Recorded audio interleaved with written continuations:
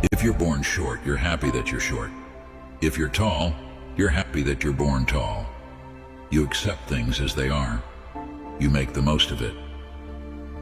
This is what the idea of a morphed body is. Acceptance is a word that we struggle with because it seems defeatist, it seems resigned, but the Stoics, Epictetus said, we have to learn how to practice the art of acquiescence.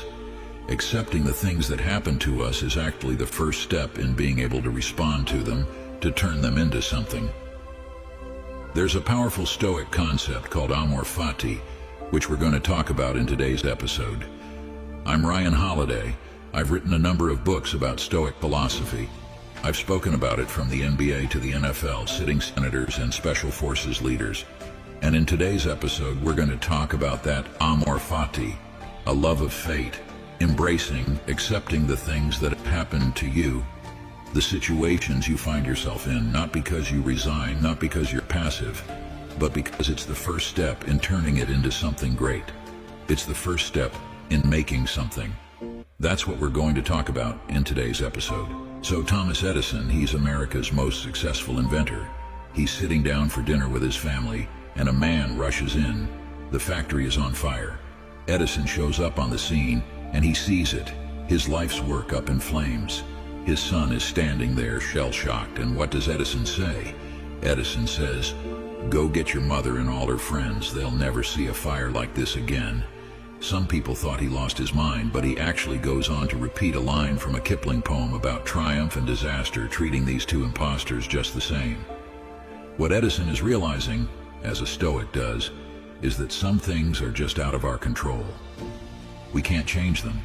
No amount of whining or complaining or weeping is going to affect them. But we can control how we respond, and that's what Edison does. He tells a reporter the next day, "I've been through stuff like this before." He says it prevents an old man from getting bored, and he starts rebuilding. He actually takes $1 million loan from Henry Ford. In 6 weeks, it's partially back up and running. In 6 months, it's fully operational.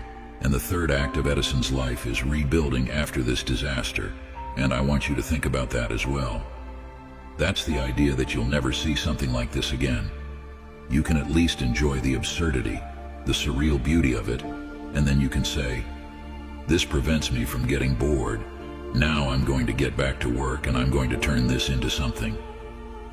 You have two options. You can want things to turn out a certain way, or you could welcome them the way they happen. Epictetus says, he says you could want them to turn out as you want them to, or you could decide that you want them to turn out how they've turned out. And so this is essentially that the discipline for the Stoics. This is the discipline of assent. Are you going to wish things are a certain way, or you're going to accept them as they are? That doesn't mean you accept the injustices of the world per se, but it means if it's raining, you're happy that it's raining. If it's cloudy, you're happy that it's cloudy. If it's sunny and hot, you're happy that it's sunny and hot. If you're born short, you're happy that you're short. If you're tall, you're happy that you're born tall. You accept things as they are, you make the most of it. This is what the idea of amor fati is. Accepting things. Be happy that things are the way that they are, that you were given what you've been given, and then get to work using it. That's what Stoicism is about. The Stoics were really big on acceptance, and acceptance is a scary word to ambitious people because we didn't get where we are by accepting the status quo or by resigning ourselves to things. But to the Stoics, this acceptance of external events, of things that are outside of our control, was the first step in moving forward and using them in some way. And so there's a Latin phrase that the Stoics were fond of, and it's amor fati, and it translates to a love of fate. Not just acceptance, but an embracing of those circumstances, whatever they may be. And so for Marcus Aurelius, he said that what you throw in front of a fire is fuel for the fire, and that's the image that they thought about for good and bad events. When we look back on the bad things that have happened to us in life, with enough time, with enough distance, we come to accept them, maybe even feel grateful for them. We know that without those things, the breakup or the failure, or the embarrassing mistake or the accident, we wouldn't be where we are now. But in that moment, that was the furthest thought from our mind. We were fighting it. We were resenting it. We were wishing it was otherwise. If later you're going to feel good about it, if later you're going to give yourself that gift, why delay it? Why not give it to yourself now? Practice the art of acquiescence. Don't resent it. Don't fight it. Accept it for what it is. And understand, even if you can't see it in this very moment, in the end, you will come to see this as a positive. You will come to see it as good. You will come to see it as a thing that made you who you are and how it couldn't have been anything different. It's been a rough year, like just a rough year for everyone. But Marcus realized at the end of his life, as he was facing death, even the scariest thing that a human can face, he said, remind yourself of all the things that you've been through and what you've had to endure.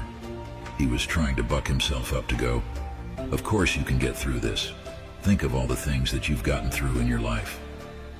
And that's what you have to think about with what you're going through today, big and small. You've been through things like this before.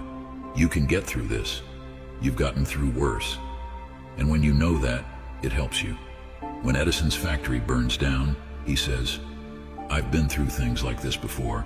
He's like, it's going to prevent me from getting bored. I'm going to use this. And that's what a Stoic does. They use their past experiences to inspire and motivate them and give them confidence for whatever it is that they're having to face right now. Amor fati, a coin, yes, which is the idea that it's also a niche, a phrase of sort of loving everything that happens to you, not resenting it, not fighting against it, not carrying around a grudge or a burden, but sort of embracing it and finding the good in it. Yeah, where does that fit in with our human nature? Well, it doesn't fit in because it's not natural to us. Our natural frame, our natural starting position is when something bad happens, why me? To feel sort of a grievance. A lot of what I'm talking about in this book is overcoming some of these natural elements in human nature and turning them around and using them for another purpose, another way. And amor fati is very powerful in that. You train yourself to accept everything that happens. It's like for Nietzsche it was, this is life. Life involves pain. Life involves adversity. You're going to die one day, and it's not going to be pleasant. Your friends and family members, they're going to die one day, and it's not going to be pleasant. You're going to have failure in life. People are going to hurt you. But that is life. That's what it is. So to resist that, to be angry about, that means to not love life itself. Obviously, you've gone through some adversity in your own life recently. It's easy to talk about amor fati, yeah, especially when you're talking about, I'm going to love that my plane is delayed, or, that there's some trouble with the printer in my book or something. How have you tried to practice amor fati? Recovering from a stroke. Do you know what that's like? You were writing a book about stoicism and obstacles the way, and then you got robbed and you had all these things happen. Sure, and you were being tested. Well, I had a stroke and it's like the ultimate test for me. I've never had to go through something like this because I'm somebody who's very physically active and independent, and suddenly I can't use the left side of my body and I'm completely dependent. And the initial reaction is the natural reaction. Oh man, damn, why this had to happen. This is so unfair, why me? If only I could just keep swimming and doing my life the way it was. I'm so upset. And I talk in the book, your natural reactions, you don't have to fight them.